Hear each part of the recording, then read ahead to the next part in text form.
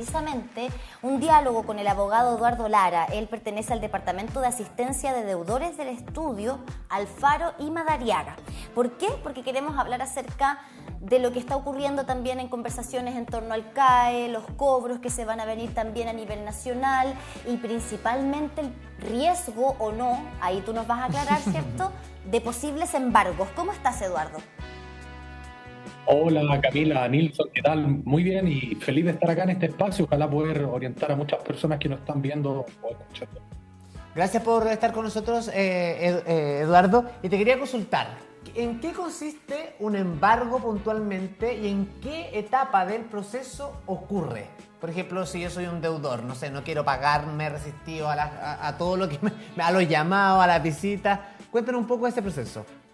Sí, bueno, partir diciéndoles que el embargo no es una sorpresa, sino que por el contrario, como tú bien dijiste, Nilsson, es un proceso. Muchas personas creen, incluso recientemente con el anuncio también del gobierno, que los embargos se van a realizar de un momento a otro, pero eso no es así. El embargo tiene muchas etapas previas, ¿ya? Etapas previas que pueden tardar alrededor de 90 o 120 días para que se concrete. Y el embargo es la retención de los bienes de un deudor para que básicamente se asegure el pago de la deuda. El embargo, para que la gente entienda, no es el remate de bienes. Solamente es asegurar los bienes del deudor para que el acreedor, es decir, la persona a la que se le debe la plata, que puede ser un banco, una casa comercial, asegure que si el deudor no tiene plata para pagar, lo va a pagar a través de esos bienes. Es una pregunta que nosotros, en Asistencia de Deudores Chile, estamos permanentemente asesorando a las personas porque hay mucho miedo en torno a esto. La gente cree que es automático y no es automático. Ya, es parte de un proceso, pero es uno de los mecanismos que tienen entonces, en este caso, a quienes se les debe el dinero de poder justamente recibir lo que se les adeuda. Pero ¿esto se puede aplicar en todo tipo de deuda? Si yo le debo a un banco o si le debo a otra casa financiera o si le debo a una casa de estudios o si le debo a un hospital, a una clínica, ¿en todas esas deudas se puede aplicar el embargo? Sí, en todo tipo de juicio de deudas, que técnicamente son conocidos como juicios ejecutivos, se puede aplicar un embargo. De hecho, se podría hacer entre personas. Por ejemplo, si yo te debiese plata a ti, Camila, y no te pagara, tú me podrías embargar a mí. Se puede hacer entre personas. O sea, y eso, perdón, ¿cómo se puede acreditar? Mira, justo tenemos un caso acá en la región del Biobío, lamentablemente, de estafas o acusaciones de estafa respecto de una automotora. Pero una de las personas que denuncia era amigo del sujeto en cuestión y le prestó al amigo una cantidad de dinero, 45 millones de pesos.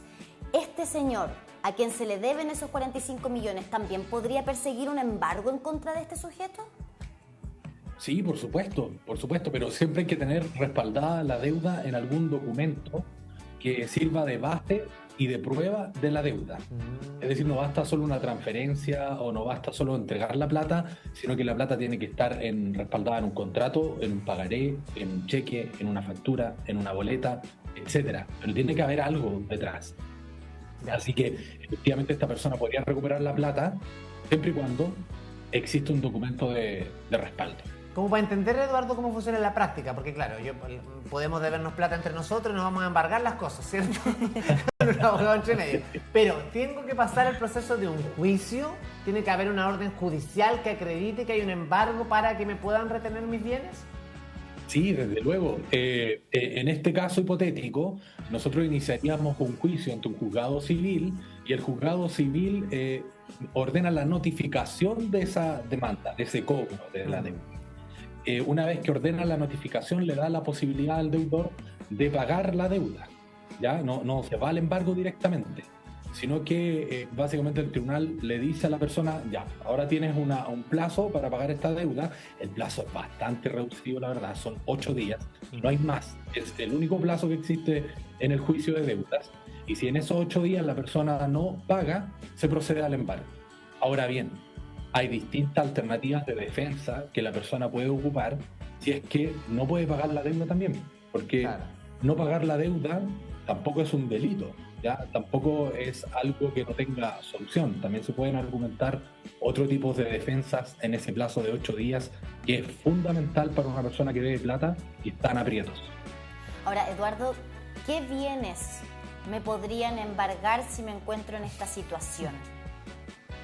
Sí, lo más normal y lo más sabroso, digamos, para el acreedor, a la persona que se le dé la plata, son los vehículos, las casas, las cuentas corrientes de las personas y, por supuesto, los bienes que están dentro del domicilio que la persona registró en el banco o en la casa comercial. Ahora, ahí respecto al domicilio, pasa mucho en la práctica, yo creo que muchas personas lo sabrán ya, que van a domicilios antiguos. Por ejemplo, el deudor dejó un domicilio en el banco de cuando vivía con la mamá. Van al domicilio de la mamá, intentan hacer un embargo de los bienes dentro de la propiedad de la mamá, ¿ya? Esas son cosas que suelen ocurrir y son los primeros bienes que intenta tomar un acreedor a través de un embargo. Pero, Eduardo, ¿Son protegibles? Sí. perdón, pero en ese caso, por ejemplo, si un deudor dejara una dirección de la casa donde vivía con sus padres, ¿a sus padres le podrían embargar sus cosas?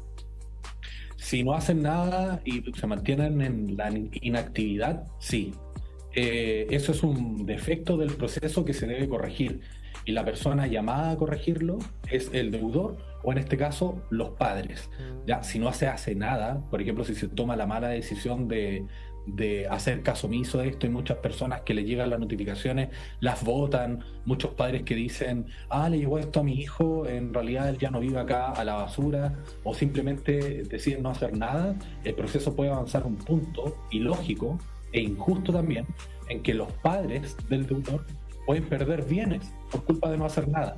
Porque recordemos que los plazos acá son súper cortos, estamos hablando de 8 días, y son plazos que a cualquiera se le puede pasar si no está informado. Eduardo, ¿qué pasa en el caso de que, no sé, llega la orden de embargo y la persona se opone a que ingresen a la casa a embargarlo o opone resistencia? ¿Qué podría pasar ahí? Es una excelente pregunta desde el punto de vista práctico, porque abarca un mito, ¿ya? Hay un mito, como ya les dije, de las personas que creen que no haciendo nada o mirando para otro lado esto se va a solucionar y va a quedar simplemente sin ningún tipo de efecto, ¿ya? Eso es un mito. Hay otro mito que es el no dejar entrar al receptor, ¿ya? Esa recomendación, nosotros como especialistas hemos visto que lo único que hace es poner nerviosa a la persona, porque la persona dice, pero ¿cómo voy a saber cuándo vayan? O muchas personas también me dicen, Eduardo, ¿sabes que llegaron con carabineros? O sea, ¿me voy a ir presa? ¿Me voy a ir detenida? No. Lo más recomendable en este tipo de casos es que siempre dejen entrar al receptor judicial, que es como un cartero del tribunal, que simplemente va a comunicar una resolución del tribunal. Y ya, habiendo entrado el receptor, lo único que va a hacer, si estamos ya en el proceso de embargo, es que va a anotar los bienes que vea en el domicilio. Y no se va a llevar absolutamente nada. Y ese es el momento en el que se debe precisamente solucionar el problema, ya sea pagando la deuda o defendiéndose de alguna forma en que esa deuda se haga incobrable. Es un súper buen punto ese, porque las personas se complican bastante con esto, Nilsson. Se complican mucho, piensan que se van a ir presas porque el receptor va con un carabinero, y el carabinero es como un guardia, en el fondo, que protege al receptor de que no lo agredan o no le vaya a pasar algo, en definitiva, en la diligencia. Y por otro lado, la gente también piensa que se van a llevar las cosas en esa misma diligencia. Entonces, no, nada de eso. No tienen que complicar la vida, tienen que dejar pasar nomás a la persona. Ahora, Eduardo, me quiero poner un poco en el lugar del acreedor, del deudor. Sí, no es lo mismo, ¿cierto? Sí. Acreedor y deudor no son lo mismo. No, el deudor es el que debe la plata. El que debe y el acreedor es a quien se le va a retener. Entonces me voy a poner en la vereda del deudor. ¿Puede el deudor, muy técnico? Claro, ¿puede el deudor, una vez que se le informe de este proceso de embargo, decir, ya, pero embárguenme de los fondos de la AFP? ¿O embárguenme de una cuenta que tengo yo por ahí? Que ¿se puede tomar esa determinación? Sí, oye, a los bancos y a las casas comerciales les encantaría. Ya tendrían todas sus deudas pagadas, pero con la AFP no se puede actualmente en un juicio de deudas. No está permitido.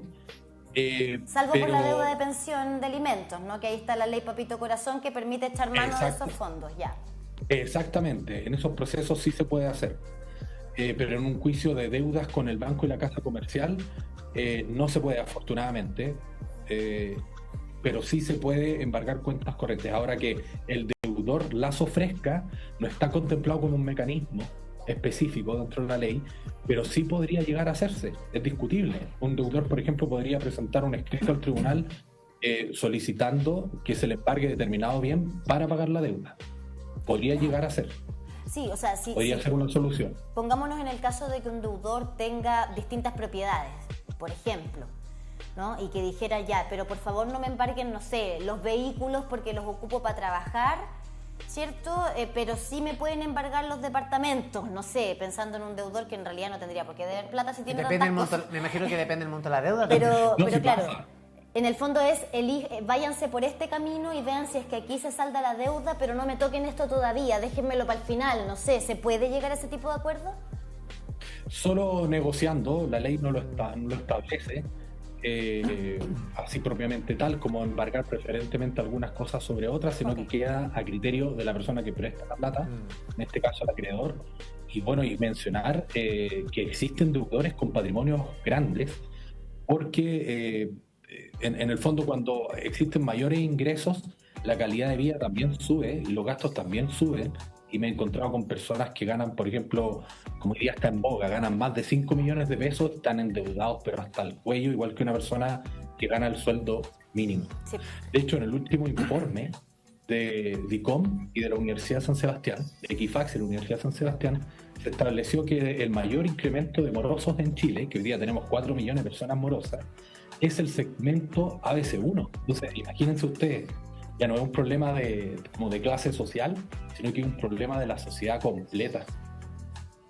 Imagínate. Oye, el dato. Sí. Bueno, y hay otro rango de la población, Eduardo, que por estos días también está temeroso a raíz de lo que está pasando con las medidas para el cobro del crédito aval del Estado.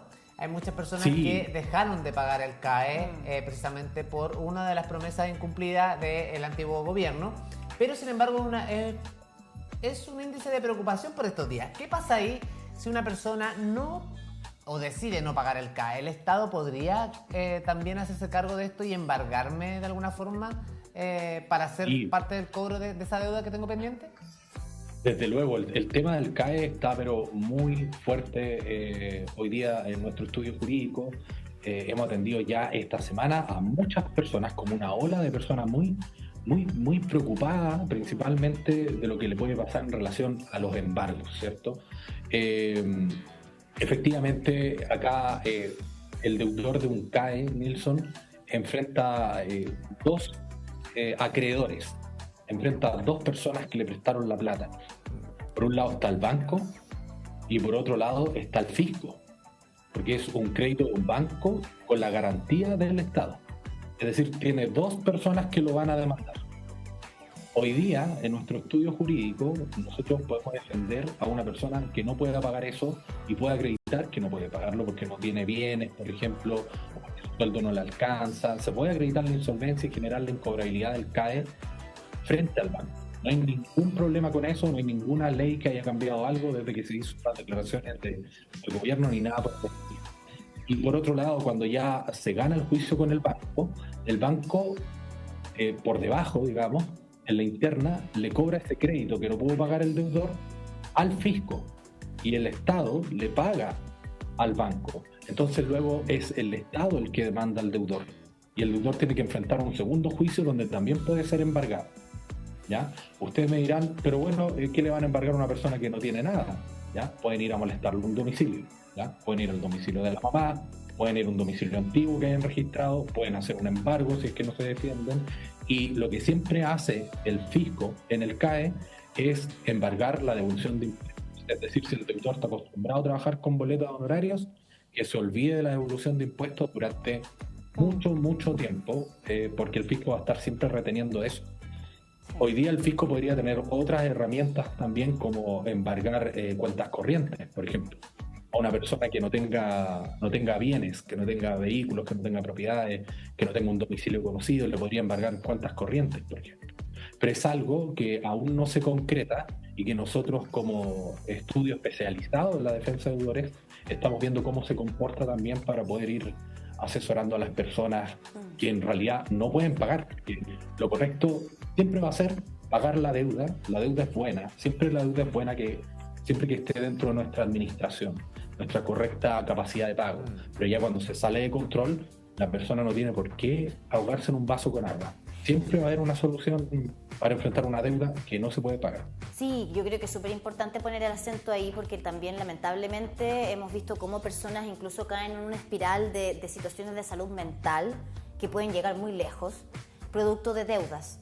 Sobre todo hombres, Sí. que es lamentable porque también tienen de pronto menos capacidad de hablar de lo que están pasando, está este estereotipo también de jefes de hogar, de proveedores, en fin, así que esperemos eso no ocurra. Ahora, con respecto al CAE hay un tema casi cultural, porque convengamos que esa promesa incumplida del gobierno del presidente Boric también viene a raíz de otra situación. El CAE ya no se estaba pagando antes del presidente Boric. Si es por algo que esto es un gran problema para el fisco. Es un tema, yo no sé qué ocurre ahí, pero hay como una concepción respecto de que no, que el crédito con aval del Estado como que no hay que pagarlo. Y no, hoy día vemos que ha dejado un hoyo fiscal tremendo y que también va a complicar mucho a las personas que ya de antes no pagaban o que decidieron dejar de pagarlo a partir de esa promesa que no se cumplió. Dicho eso, me gustaría preguntarte, ¿qué tiene que hacer una persona que hoy día recibe una notificación respecto de que va a ser embargada? ¿Qué es el primer paso que tiene que dar? Sí, el primer paso que tiene que dar la persona es asesorarse y con un abogado especialista, ¿ya? Porque no es lo mismo ir a un abogado laboral o un abogado de familia que un abogado de deudas, ¿ya? Fíjense en que el abogado tenga experiencia, ojalá no esté solo el abogado, que sea un estudio jurídico, que atienda en un espacio físico, ¿cierto? Para que después no vayan a tener alguna mala experiencia. Y bueno, y una vez que se asesoren, van a entender que así como el banco o el fisco tiene derechos, los deudores también los tienen, ¿ya? Lo más importante acá es actuar, ¿ya? La mayor ventaja que tienen los bancos y el fisco en este caso es la rapidez con la que te pueden llegar a embargar si tú no haces nada. Y la mayor ventaja que tiene el deudor es informarse y actuar a tiempo, porque el tiempo precisamente no corre a su favor. Y yo creo que uno de los peores consejos que uno podría dar es que finalmente, que es un error que cometen muchas personas, que cuando se ven enfrentadas a una deuda es sobreendeudarse. Es pedir créditos para ir pagando, tapando otros hoyos financieros que tienen en sus cuentas. Sí, muchas malas prácticas que nosotros identificamos acá en el día a día atendiendo a personas. Entre ellas está la bicicleta financiera, ¿no es cierto? Un crédito para pagar otro crédito, una repactación sobre otra repactación, y en el fondo eso es pan para hoy y hambre para mañana. Es pura pérdida de plata, porque lo que no dejaste de pagar este mes lo vas a dejar de pagar en 4 o 6 meses más y va a ser la misma historia con una deuda más grande. Acá nosotros estamos convencidos de que el problema ya no es de las personas, como yo les mencionaba, la semana pasada, en un ejercicio de grabar contenido para redes sociales, porque nosotros somos activos en Asistencia a Deudores Chile y nos preocupamos de la educación financiera y legal de las personas, le salí a preguntar a la calle a muchas personas que circulaban acá abajo en la oficina si estaban más endeudadas que el año pasado o estaban igual, y me llevé la sorpresa de que muy pocas personas estaban sobreendeudadas. Todas me decían que estaban con las deudas al día, que estaban pagando, algunas habían tenido un problema, habían repactado, otras no ocupaban el crédito porque ya habían tenido mala experiencia en el pasado y ocupaban ahorros. Entonces, el chileno es súper buen pagador. El problema del endeudamiento que hay en el país, hoy día 4 millones de chilenos morosos, equivale al 25% de la población adulta, no es un problema de las personas, es un problema del sistema financiero chileno, que está prestando más dinero del que las personas realmente pueden pagar. Sí, Ese es el gran dilema de nuestra sociedad. Estamos bombardeados de correos y mensajes de texto diciendo que tienes un crédito preaprobado en la casa comercial tanto, en el banco tanto, llama aquí, activa acá. Eso es súper fácil, el tema viene después cuando hay que pagarlo. Por eso agradecemos, Eduardo, esta conversación, te mandamos un abrazo enorme, gracias por aclararnos estas dudas. Con gusto, y bueno, sepan que siempre hay solución, no se estén aproblemando por cosas que son perfectamente solucionables desde el punto de vista legal. Así que ánimo a los que están pasando por una situación de endeudamiento. Gracias Nos por vemos. invitarme. Chao. Buen resto de Muy semana. lindo. Buen tema. Interesante Sí. además, porque y qué bueno que aclaró todos los puntos en relación al embargo, que mucha gente efectivamente se asusta. Bueno, y a de este propósito de deudas